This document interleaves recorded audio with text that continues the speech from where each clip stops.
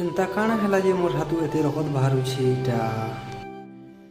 सो finally guys सबुदिन एंता मुई इटा बुनी आसली न टिके जेंता बुनली कि गुरस देली तो टेट पिटली तो बाहर के इटा गुरस नहीं जाउछे। फाइनाली गुरस आनी करी घर भीतर के पले आसली न इटा गैस ऑन करके गुरस के बसई दउछे। गैस न गुरस के बसे आस फिर मुई बुनुथिसी केदेले गैसटा ऊपर के उपली जेथिसे मुई जानी नहीं पारथि। तारपरे तोरसर जाकर मुई गैस के बंद करसी।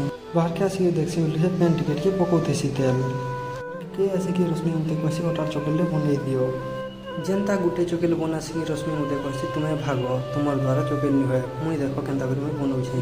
वीडियो रो फास्ट जिन कहसी रकत बार कथा रकत नहीं से डालिम काटुथनी तो सेतर रस टिके बाहरी थिला। डालिम काटी सारसी हम बाहरी आसी इटा बरा टिके घिनि जिबार लागि।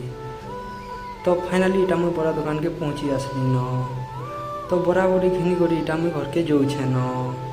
वीडियो एतकी थिला वीडियो यदि भल लागला लाइक करबो शेयर करबो फॉलो करबो। Thank you so much.